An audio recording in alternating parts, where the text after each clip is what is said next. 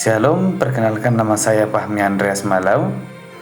Pada sesi video ini saya akan menjelaskan materi katekesi remaja yang memiliki 3 poin.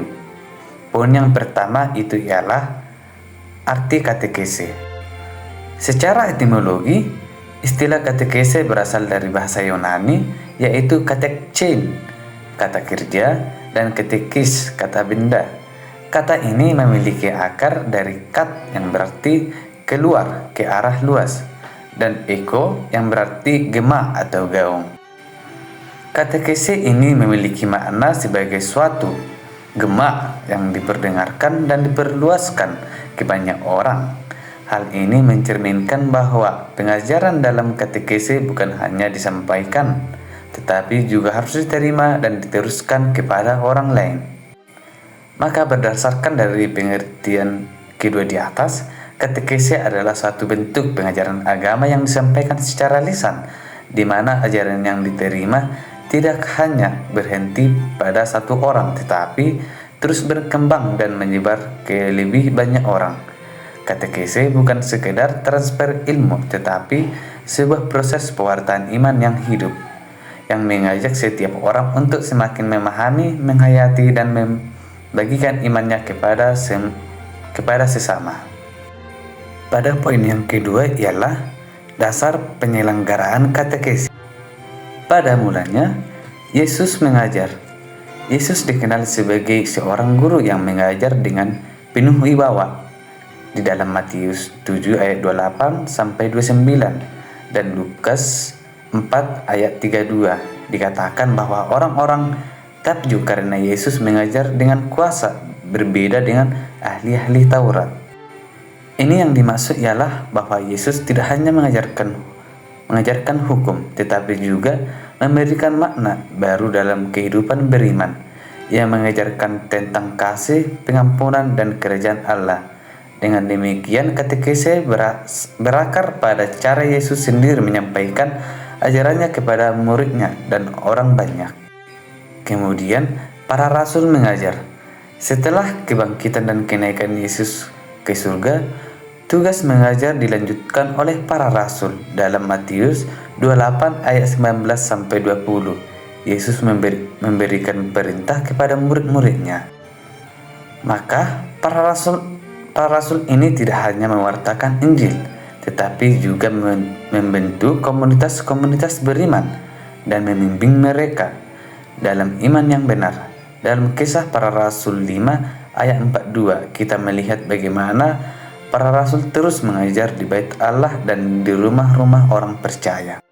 Hal ini, dari latar belakang ini, gereja memahami bahwa katekesi memiliki dasar yang kuat tentang penyelenggaraan katekesi.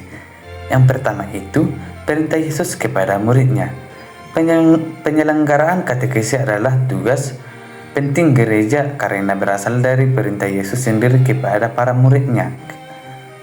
Katekesi Trandende 1. Yang kedua itu Kristus sebagai pusat katekesi. Katekesi yang otentik selalu berpusat pada Kristus. Katekesi Trandende 5 dan KGK 426 sampai 429. Yang ketiga itu isi katekesi adalah wahyu Allah. Katekesi berisi pewartaan tentang Allah, misteri keselamatan, dan karyanya dalam sejarah umat manusia, yang diambil dari Direktorium Kateketik Umum nomor 37. Maka, katekesi bukan sekedar pengajaran teori, tetapi sebuah perjalanan iman yang menghantarkan umat kepada Kristus. Tugas ini telah dimulai oleh Yesus, dilanjutkan oleh para rasul, dan kini diteruskan oleh gereja melalui para paus, uskup, iman, dan kita semua sebagai umat beriman juga dipanggil untuk terlibat dalam karya keselamatan ini. Pada poin yang ketiga ialah katekesi dalam misi gereja. Pernah nggak sih kita bertanya kenapa sih ada katekesi dalam gereja? Apa hubungannya dengan iman kita? Nah, dalam pertemuan ini kita bakal ngobrol tentang peran katekesi dalam misi gereja. Berdasarkan ajaran Katekismus Gereja Katolik atau KGK, kita nggak cuma belajar teori, tapi juga bagaimana ini bisa kita terapkan dalam hidup kita sehari-hari. Nomor 1 ialah katekese, bagian dari rencana Allah. Katekismus Gereja Katolik ayat 4. Allah punya rencana keselamatan buat kita semua, dan katekese adalah bagian dari rencana itu. Lewat katekese kita bisa semakin kenal, sayang, dan mau mengikuti Yesus. Jadi katekese bukan sekedar belajar agama, tapi lebih ke bagaimana kita membangun hubungan yang makin dekat sama Tuhan. Yang kedua itu, katekese itu bukan cuman teori. Katekismus Gereja Katolik ayat 5. Sering kita berpikir bahwa katekese ini cuma tentang belajar doktrin dan ajaran gereja. Padahal tujuannya lebih dari itu, membawa kita kehidupan rohani yang lebih mendalam. Artinya, katekese harus bikin kita semakin sadar akan kehadiran Tuhan dalam hidup kita dan mendorong kita untuk hidup sesuai dengan kehendaknya. Yang ketiga itu, tugas gereja meneruskan ajaran Kristus. Katekismus Gereja Katolik ayat 6. Yesus sendiri memerintahkan murid-muridnya dalam Matius 28 ayat 19-20. Ini berarti sebagai bagian dari gereja, kita juga dipanggil untuk meneruskan ajarannya. Kita bukan hanya penerima, tapi juga pengajar iman, baik lewat kata-kata maupun tindakan kita. Dan yang keempat itu ialah katekese membantu kita membangun relasi dengan Kristus. Katekismus Gereja Katolik ayat 6.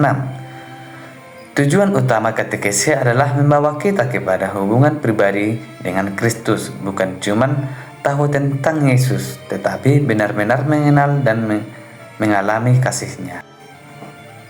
Yang nomor 5, katekese itu luas, bukan cuman doktrin. Katekismus Gereja Katolik ayat 8. Katekese bukan cuman ngajarin soal dogma atau ajaran iman, tetapi juga mencakup moral, ibadah, dan kehidupan dalam komunitas. Jadi ketika kita ikut katekese, kita juga belajar bagaimana hidup sebagai pengikut. Dan nomor 6 yang terakhir ialah katekese dan evangelisasi saling melengkapi. Katekismus Gereja Katolik ayat 9-10. Ada dua hal penting di sini. Evangelisasi yang artinya mewartakan Injil kepada semua orang. Katekese memperdalam iman yang sudah percaya. Artinya kita nggak cuman berhenti di tahap pertama mengenal Yesus, tetapi juga perlu bertumbuh dalam iman. Maka pada kesimpulannya ialah katekese adalah bagian dari misi gereja untuk membawa kita semakin dekat dengan Kristus, bukan sekedar belajar teori, tapi juga bagaimana kita bisa mengalami Tuhan secara nyata dan mewartakan kasih-Nya ke orang lain. Jadi mari kita hayati iman kita dengan lebih dalam dan menerapkan dalam kehidupan kita sehari-hari. Sekian pada materi katekese remaja pada hari ini. Terima kasih.